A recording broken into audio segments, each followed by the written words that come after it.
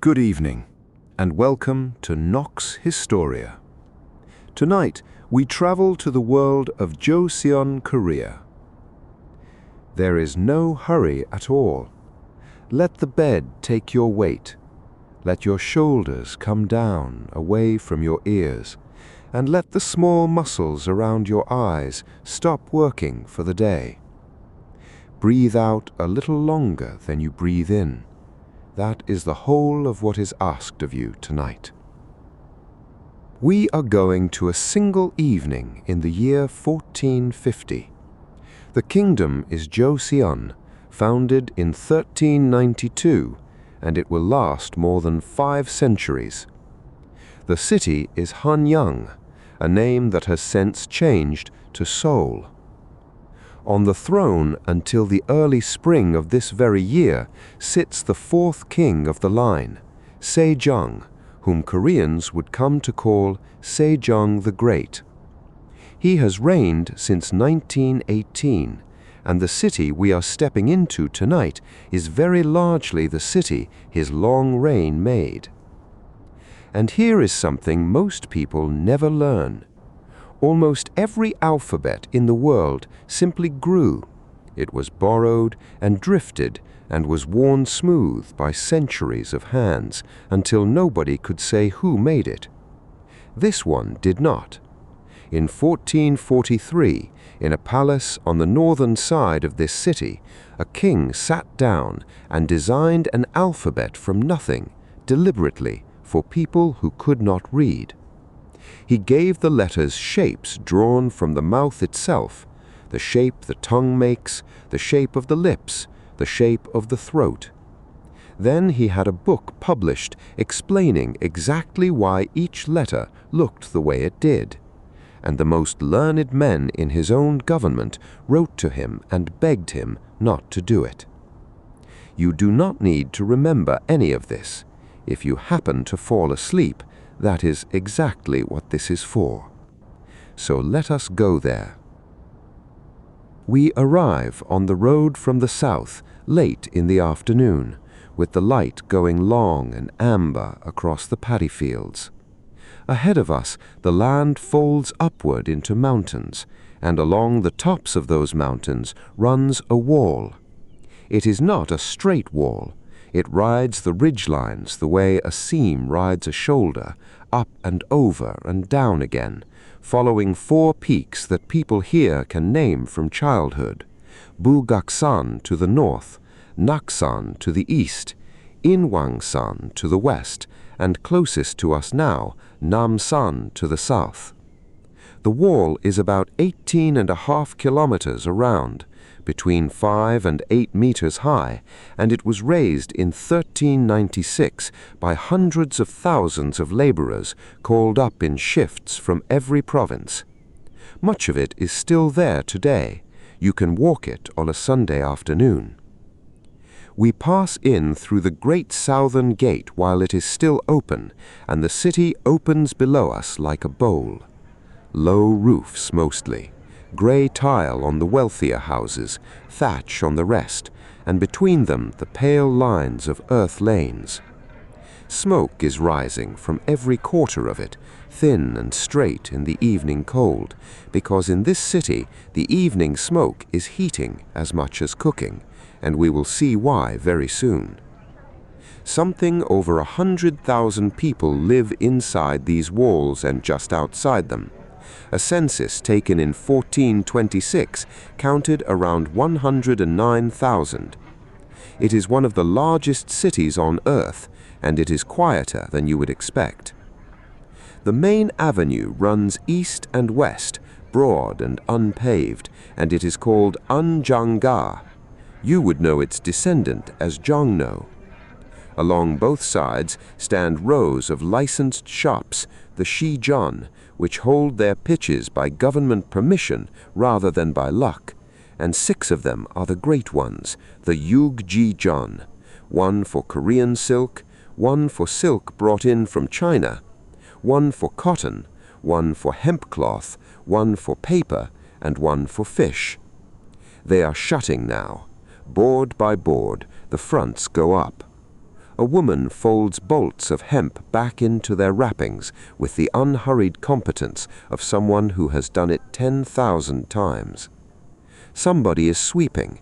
An ox stands in the shafts of a cart while its load of firewood is counted, and its breath hangs in the air, and nobody hurries it.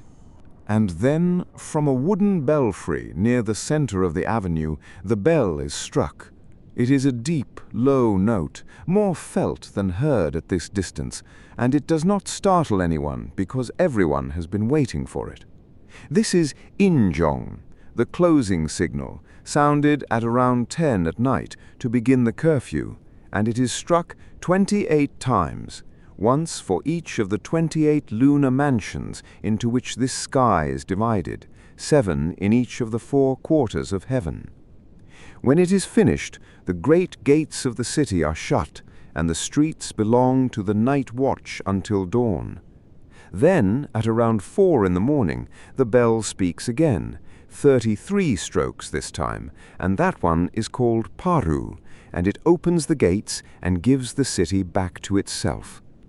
There is still a belfry on that corner. It is called Bosingak now, and on the last night of every year, people gather there in the cold to hear the same count of 33. So the city is turning inward, and so are we. We follow a narrow lane off the avenue, between mud and stone walls capped with tile, and we come to a wooden gate standing ajar, and we step through into a courtyard. It is a small, swept square of packed earth, and the house wraps around it, one wing and then another, so that the building holds the yard the way 2 hands hold a cup. There is a raised wooden floor along the front, open to the air, polished by bare feet. Large earthenware jars stand on a low stone platform in the sunniest corner, lidded, holding soy paste and salted vegetables.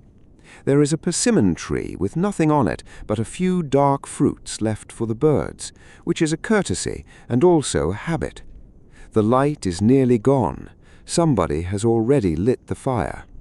Now, that fire.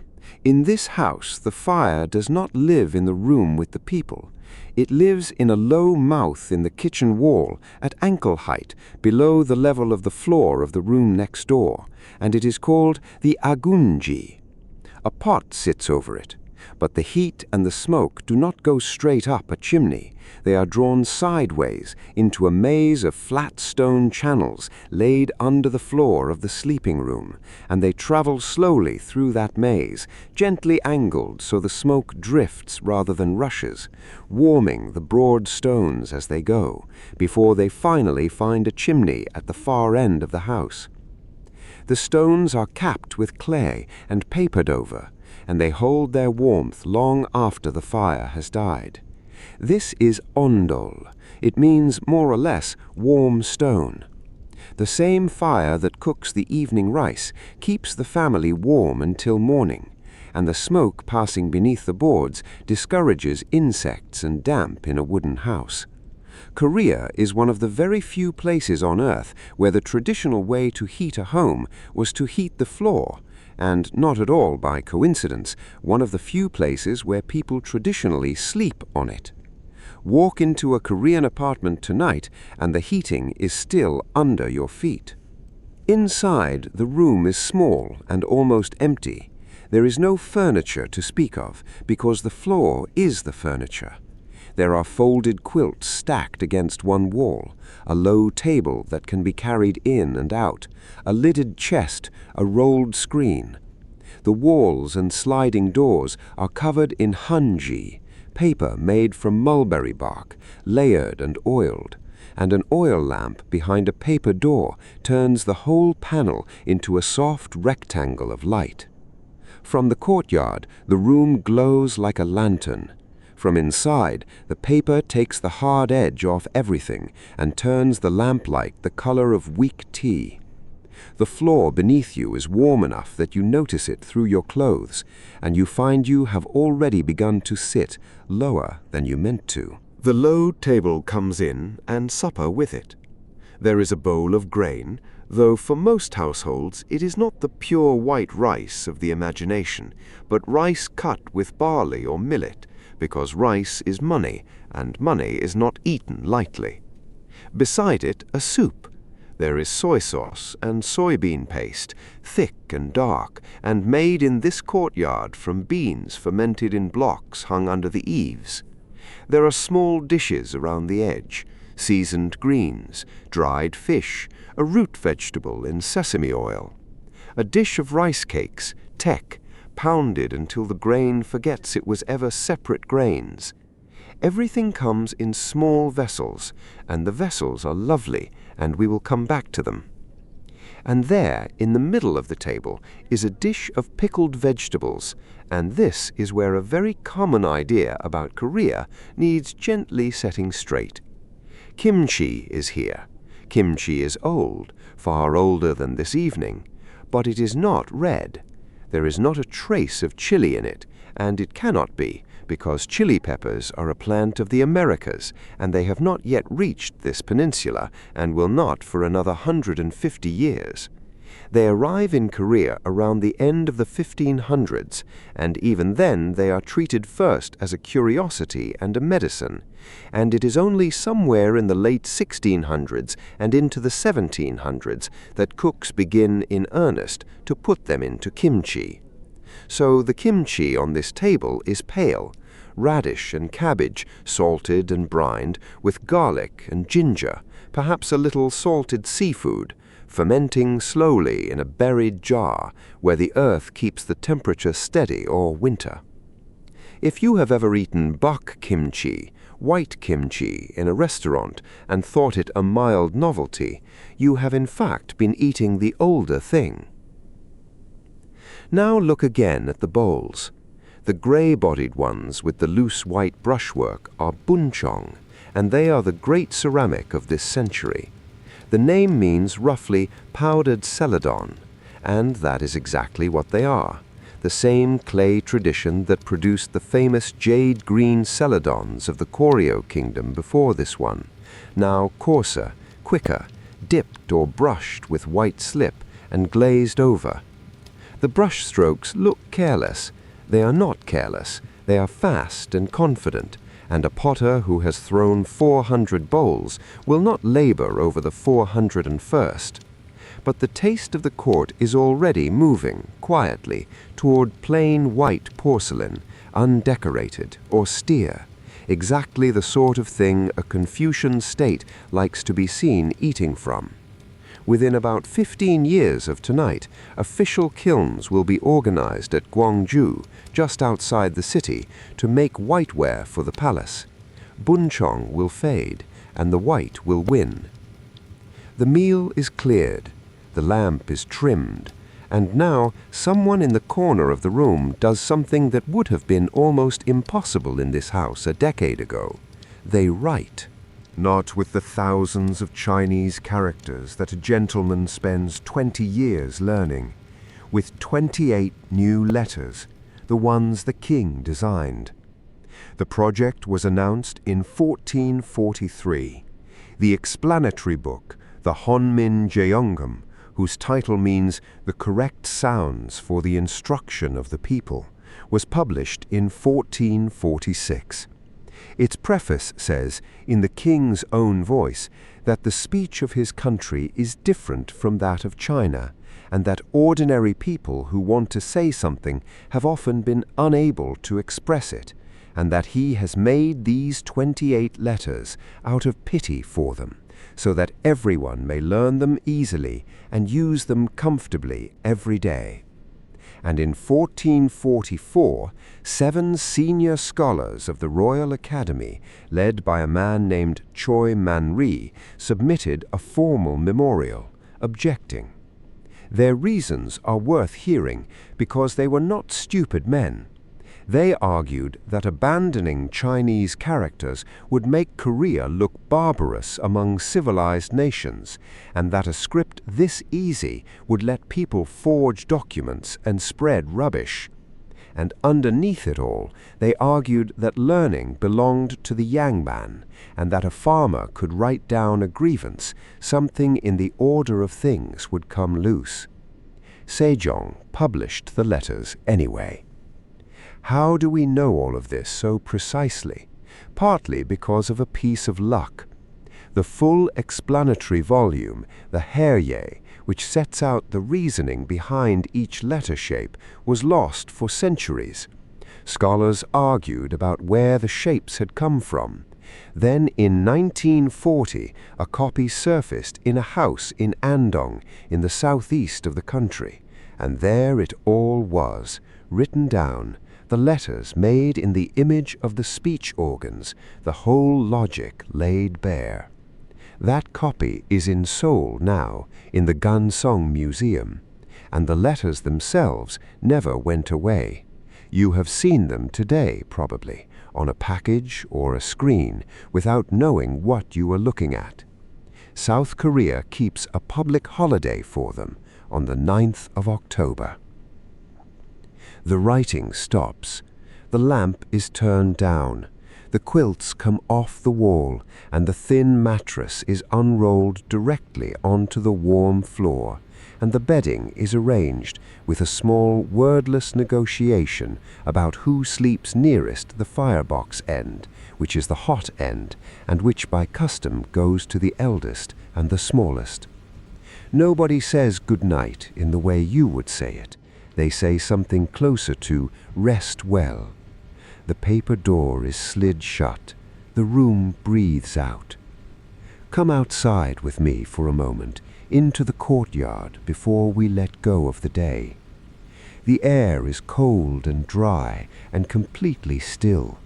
Above the tiled ridge of the roof, the sky has gone black and crowded in a way that no one who lives in Seoul now will ever see from home. And on the dark shoulder of Namsan, the mountain we came past this afternoon, there is a single point of orange light. It is a beacon fire. There has been a beacon station on that summit since 1394, the terminus of a chain of fires that runs the length of the kingdom, from the far northern border and the southern coast, hill to hill, all the way here. The code is simple, and everyone knows it. 1 fire means all is well. 2 means something has been sighted. 3, 4, 5 mean worse things, counting upward. Almost every night for 500 years, the answer is 1. 1 fire, nothing to report. It is one of the gentlest uses anyone has found for a mountain, to tell 100,000 sleeping people every single night that they may go on sleeping. Somewhere across the city, in the palace, the water is measuring the hours.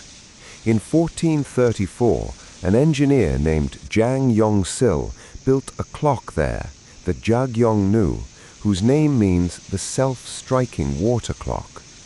Water flowed at a fixed rate into a vessel.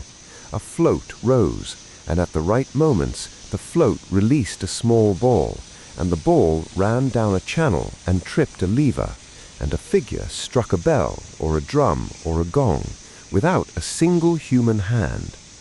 The bell we heard on Unjeong-ga tonight was struck because that clock said so, and Jang Yong-sil himself had been born a government slave. The king found him, took him into the palace workshops, and promoted him, which in a rigidly stratified Confucian kingdom was a startling thing to do and was noticed at the time. Parts of that clock still exist. 3 water vessels and 2 cylinders survive from the remade version of 1536, and they are a designated national treasure of Korea, and you can stand in front of them. We know these things because this kingdom wrote everything down, obsessively, and then took extraordinary care of the paper. The veritable records of the Joseon dynasty, the Silok, run to 1,893 volumes in 888 books, covering the reigns from 1392 onward: politics, harvests, epidemics, court arguments, eclipses, the weather. They were compiled by official historians, the Sagwan, whose independence was protected by a rule that sounds almost impossible. The king himself was not permitted to read what they had written about him. Copies were stored in separate archives in separate provinces, so that fire or war could not take them all. They are on the UNESCO Memory of the World Register now, and searchable online, and that is how a story like tonight's can be told at all. It is also how we know that in 1441, this court invented a standardized rain gauge, the chukugi, a bronze cylinder of fixed dimensions on a stone pillar, so that rainfall could be measured with a ruler in units of about 3 millimeters, and that from the following year, gauges went out across the provinces, and officials reported the depth of every rain to the capital, and that in 1442, the court's astronomers completed the Chiljiang-san, calculations of the motions of the 7 regulators, sun and moon, and the 5 visible planets, recalculated for the latitude of this city, so that after 1,000 years of borrowing another country's tables, sunrise and sunset could be predicted here for here. And those 7 regulators lead us, at the very end of the night, to 7 other stars. Look north, above the roofline.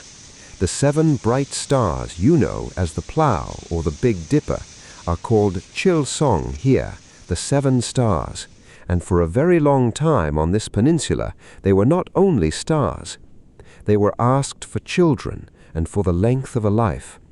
Bowls of clear water were set out beneath them in the small hours by women who did not necessarily tell anyone they were doing it.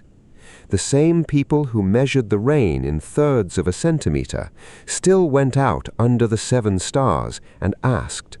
Precision and hope were 2 ways of paying attention to the same sky. The beacon on Namsan burns steadily. 1 fire, nothing to report. Behind the paper doors, the lamps are out, and the floors are warm, and the household sleeps, as you, perhaps, are sleeping now. That house is gone, the lane is gone, but the wall still runs over the ridgelines, and the stream that was dredged and banked in 1412 to keep this city from flooding still runs east through the middle of it, and the letters that were argued over in 1444 are on every sign above every shop. 1450 is not as far away as it sounds. It is 1 warm floor, 1 small lamp, 1 bell counted out in the dark. So let go of the last of it, whatever you are still holding. The day is closed, the way the gates are closed. Nothing more will be asked of you until the 33 strokes. Sleep well, and when you are ready to travel again, Nox Historia will be waiting. Good night.